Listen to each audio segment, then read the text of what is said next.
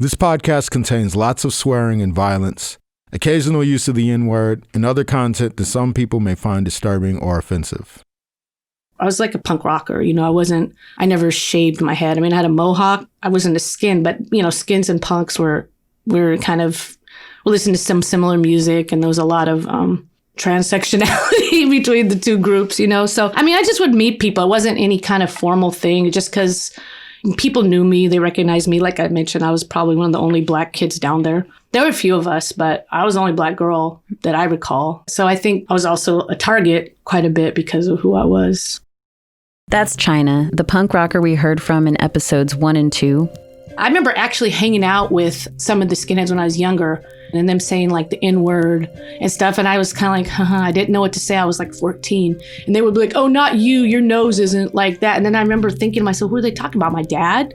And I started to get just that anger started to build up in me to the point where I was like, no, you're not going to talk like this. You're not going to put, it was like a righteous rage, though. I don't feel bad about it. I was like, hey, this was ridiculous. There was a specific moment where everything changed. And the killing of Mulugeta Sirach really, really charged things. Jason's another punk that we heard from in episode 1, here reflecting on the sudden increase in local violence. I remember being at Pine Street, I want to say it was 88. Some kid had gotten his braces kicked through his lips, and earlier in the night, I was standing out front in between bands. And I was 5'5" and 120 pounds, long hair, sitting up against the wall with a friend. I was approached by this very large white supremacist, and he wanted to recruit me. And I said, I'm not interested. He disappeared. A couple minutes later, I look up, and he's right back in front of me with his back to me. All of a sudden, he swung around and sliced my face open. My friend ran off, and I grabbed my skateboard, and all of a sudden, I was surrounded by 12, 15, decked out, ready to go people. I had gone to school with a woman that was in Power. Power was a racist skinhead crew that formed around the same time as Eastside White Pride. She recognized me, came over and got them to chill out, and she talked me down because I didn't want to back down. She was like, you need to stop, otherwise they're all going to attack you and it's going to be bad. A few other incidents happened that night. They beat up a few more people, and a few of us tried to help. A couple other strangers came to my aid and stood by my side. People I'd never met. It seemed like it was getting to that point where it's do or die. We either have to figure something out, or people just getting picked off left and right. At first, it was just a few of us kind of standing up against these Nazis. But I think a lot of people weren't necessarily agreeing with them, but they were scared to speak up against them because they presented this force like they were going to beat your ass or whatever if you said anything. You're about to hear from Kelly Halliburton. Kelly grew up in the mid-'80s Portland music scene, going to punk and metal shows. He was in several local anarcho-punk bands in this era, including Resist and Deprived, and more recently was the drummer in Pierced Arrows. There was this guy, Quentin, and he was a really big guy. And I remember seeing him squaring off with a crowd of Nazi skinheads in front of the Pine Street after a show. That's when the first times that I saw people actually fighting back. I think he got pretty beat up that night, but at least it was someone on my side that was standing up to them. It was like you'd found your team. As longtime community organizer and racial justice scholar Scot Nakagawa mentioned in episode 2, historically, hate crimes have a limited effect, but not here. Mulugeta Sirach's murder electrified the local neo-Nazis, infusing them with power grounded and guided by newly organized politics from national hate groups. Their street presence increased both in numbers and in flagrant displays of hate insignia on their clothing.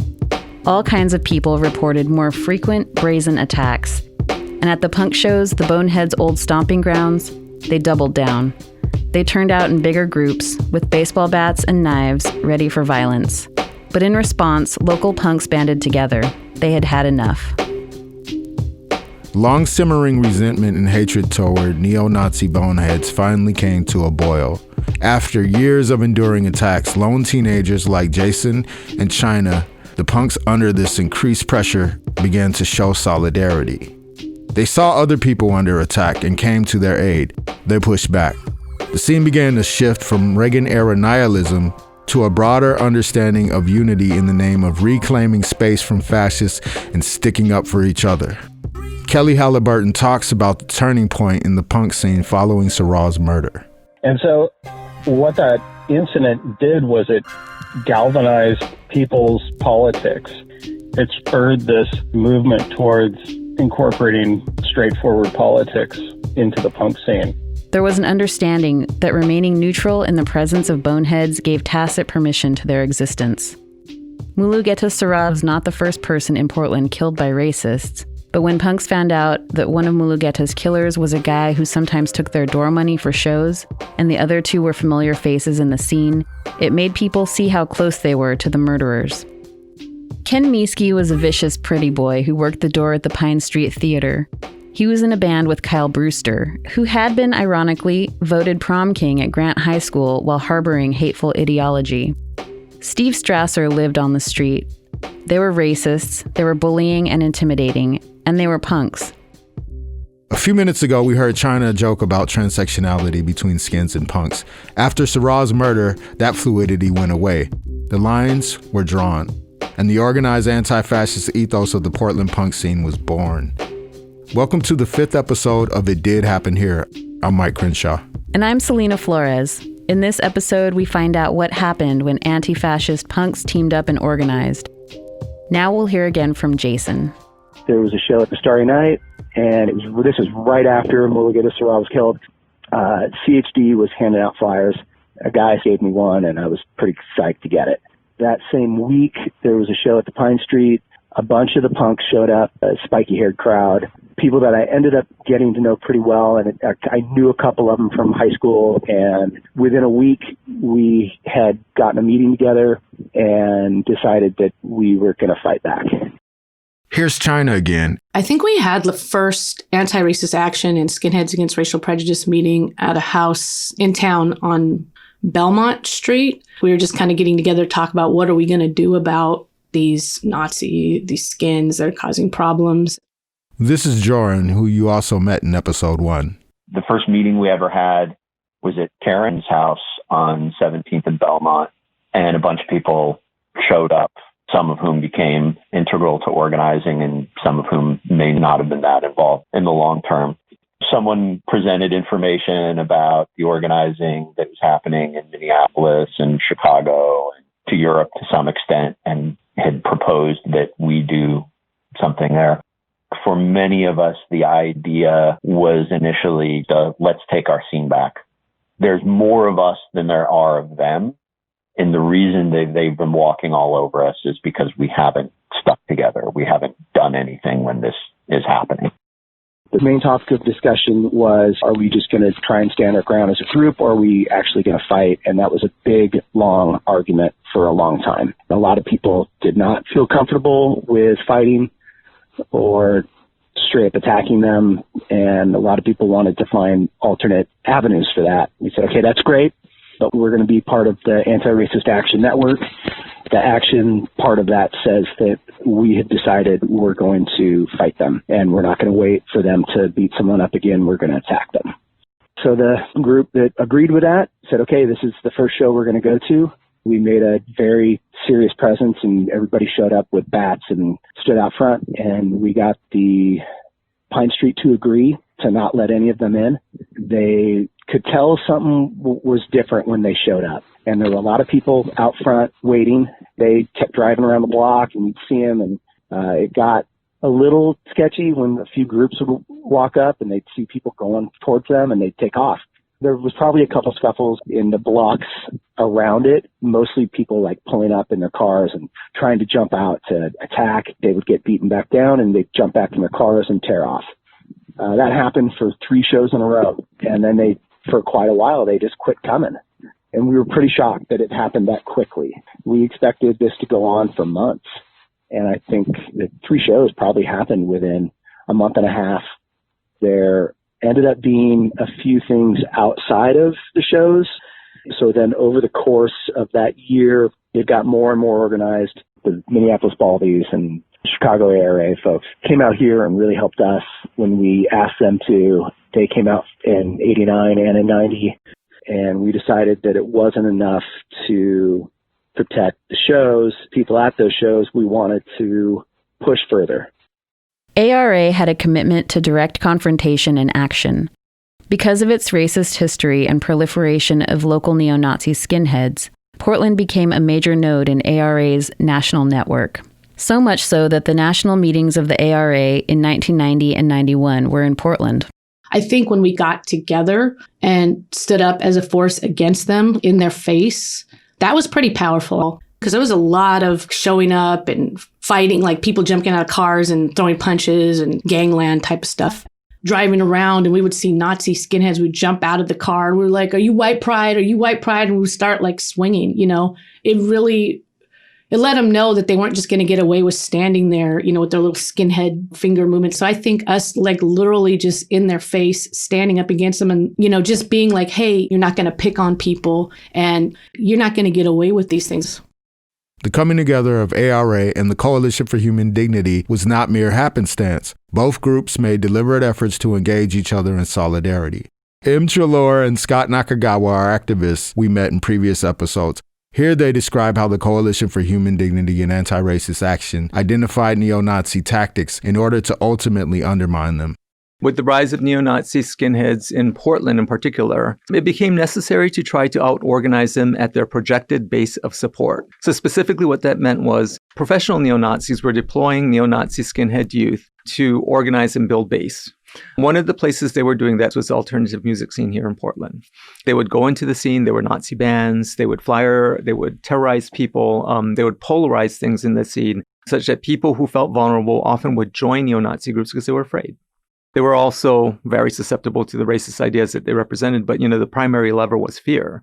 So in order to be able to counter that influence, we needed to get into the scene and do the same thing. So that meant doing things like walking around wearing Fight Racism t-shirts and occasionally getting up on stage and making a speech or throwing yourself into the mosh pit. We did do that. And that meant that there were times when neo-Nazi skinheads would come after us. There were significant amounts of violence happening here, stabbings, assaults. There was an instance in which a small group of neo-Nazi skinheads attempted to break down the door of the office of the Coalition for Human Dignity with pickaxes. There was another incident in which it is reported by neighbors that about 50 neo-Nazis organized themselves in paramilitary fashion in order to attack the home of activists. This is the kind of thing that people were facing. And in those instances, we did defend ourselves. So of course there was violence. Of course there was. There was no choice. ARA was going to the bouncers and they were going to the bands and saying, "We need you to stop this. If they come in and they're flashing swastikas, if they're coming in and they're all dressed for a fight, we got to stop them at the door." That was their organizing. It denied a public space for these boneheads, which is a term I'll use from now on to refer to all of these hundreds of neo-fascist skinheads who arose. Not the organized fascists, but the 15 to 20-year-old ones who were indigenous to Portland. We're going to fight on this cultural front. Let's look at what Rock Against Racism did in England. Steal from them, why not? So Coalition for Human Dignity organized a Rock Against Racism show that had hundreds of people show up, and the bands took open anti-bonehead positions from the stage. And now back to Jason. We kept hearing that they would be out in Beaverton, beating people up at the mall, or recruiting at the homeless shelter, or at Kellogg Bowl and Milwaukee Bowl, and starting shit at all these different places. And actually, at this point in time, Upper Hawthorne had a huge presence. There were several different apartments buildings that were heavily populated. So we would go to those places and go to Beaverton and go to Milwaukee, go near all the places where we had run into folks before. So within that following year, they quit coming to the punk shows and they started going to metal shows. So some of the bands, one of them in particular, Dead Conspiracy, were very anti-racist and did not like what they saw going on, and so they asked us that, hey, would you guys come to the show, set up a table? We did that. One, check, 2. Set up a table inside. It was a huge metal show. Most of the bands were with us. They agreed with us, but some of them still didn't care and had friends that were Nazis. And a lot of Nazis showed up to the show and came and confronted us. A ton of people signed our mailing list and wanted to get involved. We made a lot of good connections. It really helped.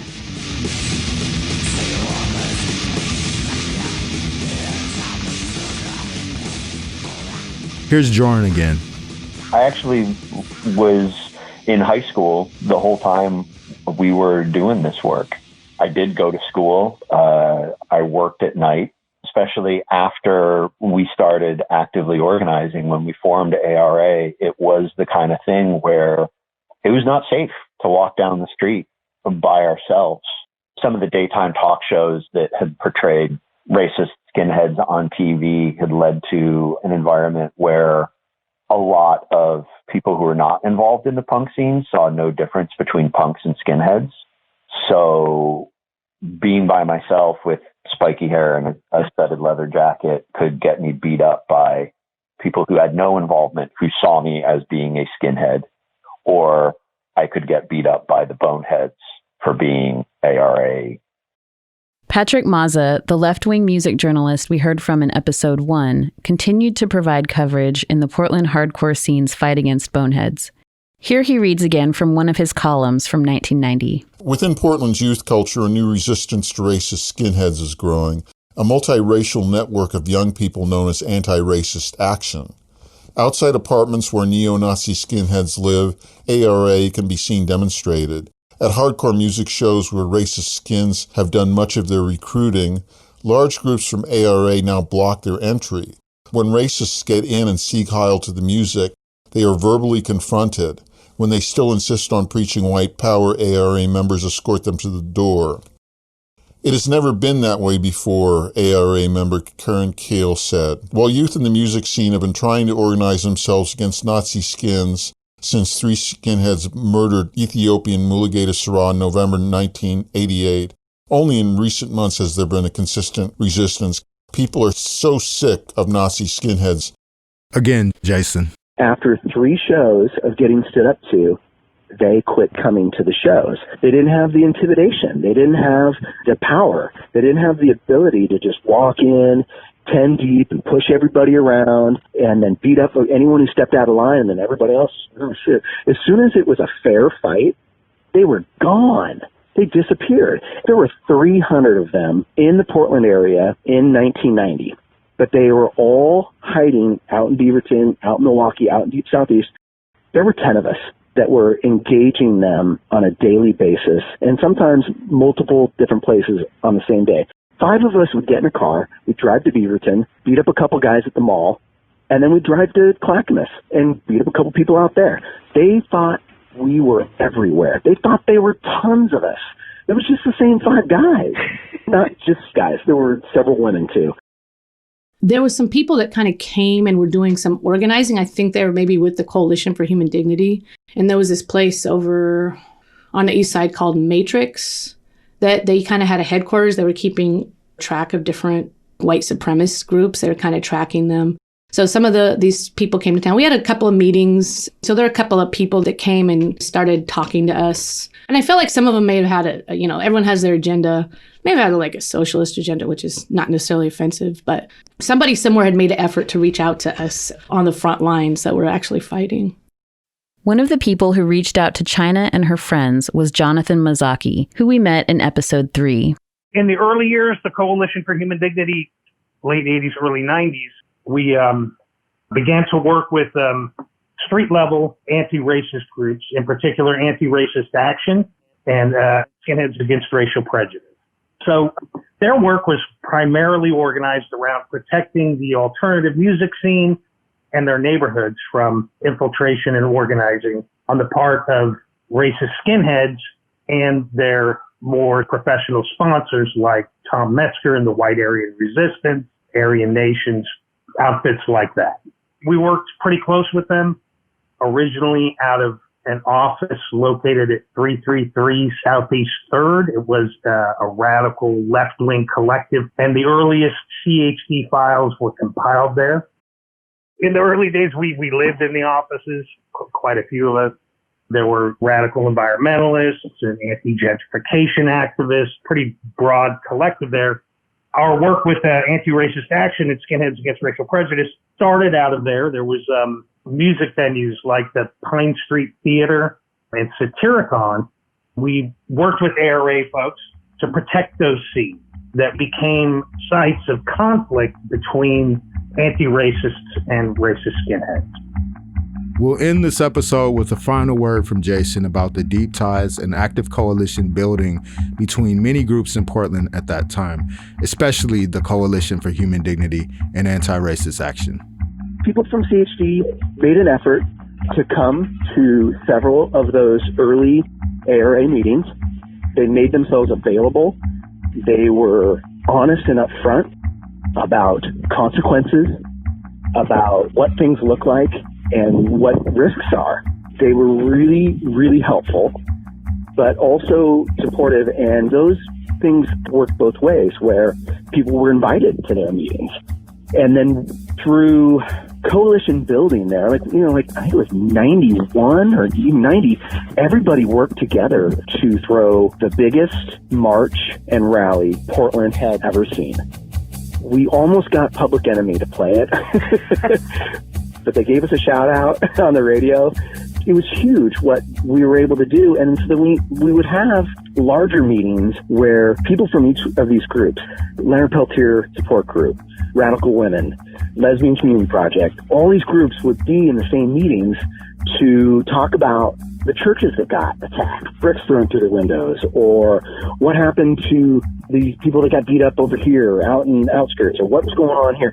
So we will come together, talk about all this stuff, and work on it. And then this was cool too. ARA, we threw a couple of benefit shows. One of them was for Leonard Peltier Support Group. We did a big thing for Bradley Inglehouse, raised a few bucks, and then got raided by the cops. But it meant something because it showed that we were serious. We were going to put our money where our mouth was, and then go out and fight Nazis the next night. All jumbled up, love and hate and love, each prompted by the other. For the cause of peace we have to go to war.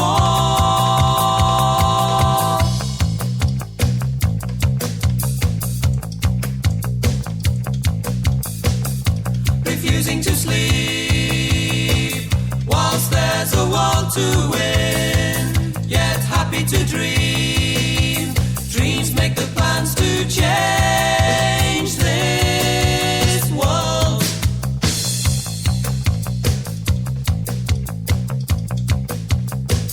Not just some future heaven, but today and every day, in our place of work, in the queue for the Metro bus. Thanks for listening to episode 5 of It Did Happen Here. There are show notes with links, transcripts, and other relevant content at our website, itdidhappenherepodcast.com. You can also listen to the podcast on the KBOO website and on Apple Podcasts, where you can leave a review and help other people find out that this podcast exists. This episode, interviews were by Barbara Bernstein, Celina Flores, Ender Black, Erin Yanke, and Mike Crenshaw, and your hosts were Celina Flores and Mike Crenshaw. This podcast is produced by Celina, Mike, and me, Erin Yanke. Our next episode is called House Defense. You'll hear about how the Boneheads attacked a few houses and the community's efforts to protect the houses and the residents.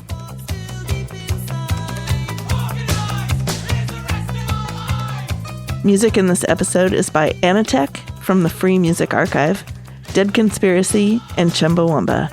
Here's to the rest of our lives.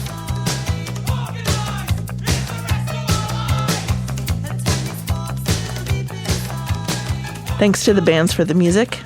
Thanks to the participants for sharing their stories and experiences. And thanks to the Marla Davis Fund KBOO Community Radio, and to the rest of our production team, Icky A, Julie Perini, and Mo Bowstern. And thank you for listening.